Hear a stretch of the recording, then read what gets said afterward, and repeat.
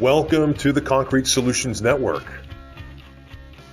On our show this morning is a very special guest of ours, a local and a tenured industry veteran with a lot of experience with waterproofing and restoration, Jim Andrews of American Restore out of Huntington Beach, California. Jim, welcome to the show. How are you? Good morning, Chris.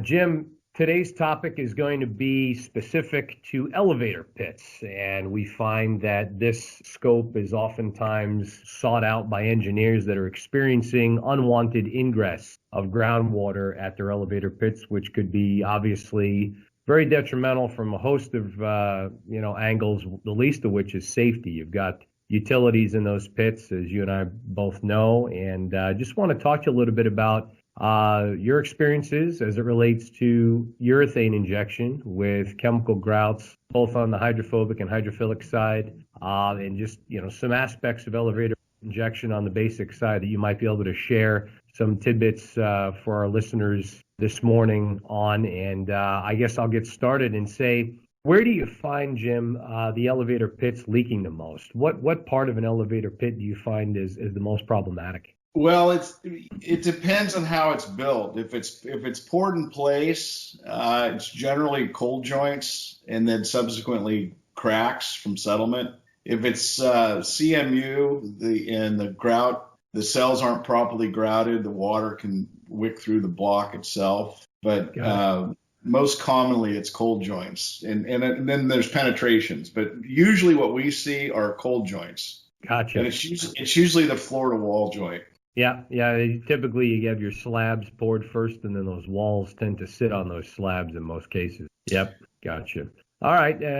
In terms of the, enveloping the elevator pit, I mean, guys will hit the cold joints, hit the cracks, but sometimes the need to go above and beyond that exists, where you might have to do some curtain injecting and or some blanket injecting to almost put this thing in a bathtub, right? Do you ever propose that out of the gates, Jim, or do you try to focus on just the spots that are problematic one at a time? We always collaboratively and very transparently share with the client. It's usually the owner at this point.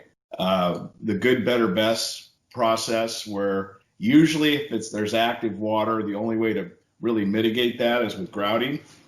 And then we'll subsequently propose a variety of interior systems, sort of as a belt and suspenders. So we've used successfully over the years negative cementitious after the grouting. The grouting really stops the water. The grouting gets the pit dry so that you can subsequently put something on the inside, and we even will go as far as, after the cementitious is reacted properly, putting a moisture insensitive epoxy over that. That way it's belt and suspenders, because generally they want to stop any kind of not only water moisture, but even vapor, which can cause corrosion to the components inside the pit. Yeah.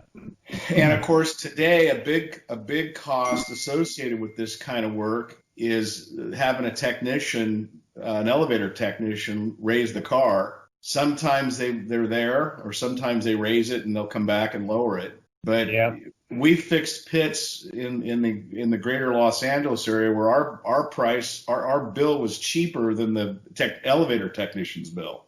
On average, time-wise, to get an elevator pit completed in terms of making it watertight, what do you guys typically see in your dealings with elevator pit injection? Well, normally the injection component, in one pit can be a day. We just did a job where we did 3 pits in one building, and we did them all in about a day and a half. Wow. But a lot of it has to do with the experience of the crew and the cooperation we get from the owner and the elevator company. On this particular building, they were able to take them all out of service during the day, so we could get in and get it done. So I think there was 4 shafts, and we did 3 of them. So one of them was left in service. Gotcha. Yeah. So you still kept one up and running for the owner. That's good.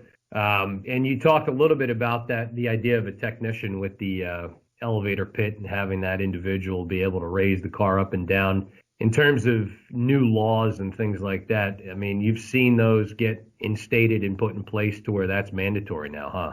Well, in California it is, and I don't know when it happened. It's been many years now, but years ago we were able to raise and lower the cars ourselves. But at some point, I think it was lobbied by the elevator companies, and maybe it was the insurance companies, I don't know, but the liability for somebody that wasn't properly trained, I mean, we had some guys that knew what they were doing, but in some cases you have to de-energize, so they'll lift the car, shut the power off, we do our thing, however long that takes, and they come back, re-energize, and put the car back in service.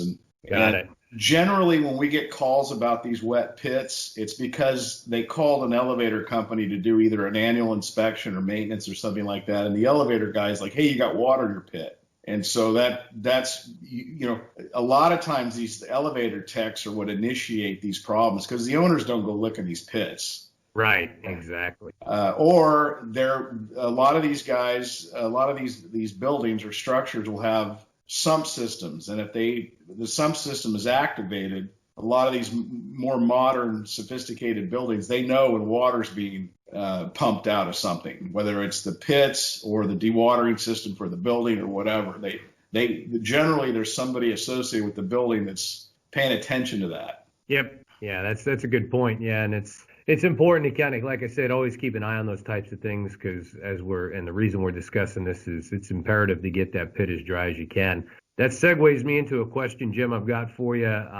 Hydrophobics and hydrophilics, your experiences with either, both, et cetera, and the why behind when you use either or both. What have you got to share with our listeners about that? Well, the chemistry really has to do with the environment you're trying to permeate. Yeah. And soil density, soil mass, backfill, is there drain board, is there a drain system? I mean, there's all these things that you either know or you don't know. And on a significant job, not an elevator pit, but on a significant job, we'll core the building. And we'll see what kind of waterproofing, if any, is back there. Is there a drain board? What's the soil density? What's the annular space that has to be grouted? And so basically an elevator pit is a miniature version of a significant job. So not knowing what you're permeating, you might start with a hydrophilic because you can lower the centipoise of the grout. Yeah. And with the lower centipoise material, you can permeate finer masses. Absolutely. With the hydrophobics, as you know, you can create foams and a more significant grout structure. And when you're trying to do a standalone waterproofing job, sometimes you have to use different chemistries. Yep. So we're lucky in that we've been doing it a long time, so we got all kinds of weird equipment for multi-ratio and stuff, and then we've got guys that have been doing it a long time, so we kind of give the technicians the tools and the chemistry, and they go out and sort of attack these things. Yeah. And so that, I hope that answers the question. I mean, it sure does. We have fooled around over the years with silicates, bentonite, acrylics, but the hydrophobic chemistries today, I mean, the stuff like that you guys sell, the guys have a much more predictable knowledge of what the results are going to be. And that's huge. Yeah. Oh, go ahead, Jim. Yeah. So, does that make sense? I mean, it sure does, and you answered the question in spades, and it's interesting because it ties into a different segment we had earlier. With regards to mock-ups, we had Jake Holland of Summit Sealants out of Englewood, Colorado, speak to that exact thing. You mentioned coring, and at the onset of a job, getting those forensics out of the way. And I think you find with the top tier installers like yourselves that when that type of activity is performed and those measures are taken at the onset, you're building trust with the client, and it's something that's so important because the truth remains, these injection jobs, these hydrophobics, hydrophilics, I can't even express how many times I've spoken with very, very smart people who just don't speak this language every day. So when you go through all of this and do the analysis up front to determine what you're going to want to use based on what you've discovered, and you've got technicians that do have good materials in hand to make educated guesses, not just taking shots in the dark, I think it does well for everybody, and it really fosters that integrated project delivery approach. So 100% on everything, Jim. I appreciate you sharing that, and it's critical to attack a job like this in that fashion. In relation to the Packers, spacing on the Packers, technically speaking, with curtains and Phylix and Phobics, specifically to Packers, what do you see as the range, and what have your experiences led you to believe in terms of what you go with on Packer spacing for these elevator pits, Jim? Well, that's kind of a controversial question, Chris, because, you don't really know what's going to happen. Even if you take a core, even if you run GPR and you see you got a good dense mass, whether it's whatever the section is, however the section's built, you really don't know what flow is going to be like until you're hooked up and you're pumping. Yep. And as you have to be sensitive to the owner's wallet. And a big part of this business, a big part of this work is labor. Yep. And why would you drill 50 holes in a pit when you might be able to accomplish the task with 10? I love it. Yep. And so we don't go out there and drill a bunch of holes and set a bunch of Packers, and then the guys start pumping and realize they could have accomplished the task with a fraction of that effort. Yeah. So what our guys will do, and we're doing this right now. We've got 2 or 3 jobs going on. I was on one yesterday that we're doing where I said, Jesus, man, you guys have really drilled a lot of holes here. And they said, well, the GPR, we're actually consolidating a honeycomb concrete walls. Gotcha. And we just weren't getting the flow. We weren't getting the flow, and so we had to put more holes in. But they started with a 12-inch, a 16-inch, 18-inch spacing. But at the end of the day, they had to get down to 4 to 6 inches to get proper flow and consolidation. So on this kind of grouting, if you can get the proper grout at the proper viscosity behind the mass,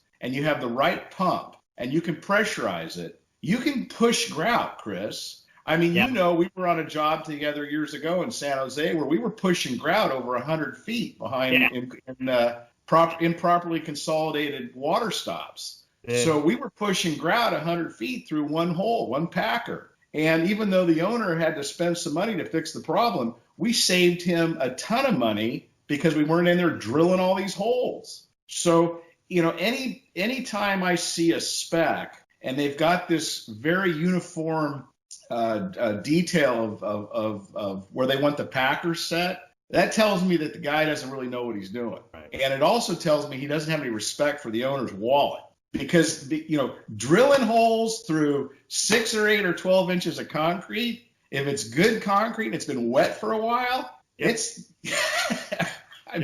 We spend a lot of money on Packers. We spend a lot more money on drills, drill bits, and hammer drills. Absolutely. So, does that answer the question? You could have 4 pits in one building, and you could have 4 different processes to Correct. Fix the problem. The water's coming in, right? Yep. But you might have good consolidation of soil mass behind some, and not too good behind some others. So anyway, it really boils down to the knowledge and experience of the guys doing the work. True story. Yeah, and for listeners out there, in a nutshell, it's about taking the steps that you need to be able to attack the job the right way. It's no different. I always make the analogy. You could drive nails into wood all day long with a wrench, right? Because it's heavy and it's made out of metal. But a hammer sure as hell does a better job for you. And knowing what you have ahead of you in terms of in situ conditions to be able to attack a job the right way with the right material. Jim, you hit on all points, you elaborated brilliantly on them, and we sincerely thank you for coming on the show. Listeners, take the points made by our guest today and really sit and digest them. Listen to what Jim was saying about all the aspects of it, from the owners, being sensitive to the owner's expenditures, to the technical side. What kind of geostrata do we have behind the wall? What do we got going on? Do we need to use a philic or a phobic, and why?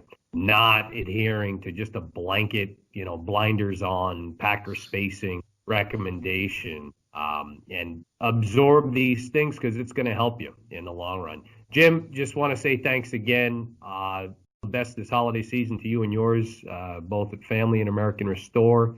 And we want to just really wish you guys all the best as 2020 comes to a close. Thanks again for being on the show. Thanks, Chris. Take care. Bye now. Bye-bye.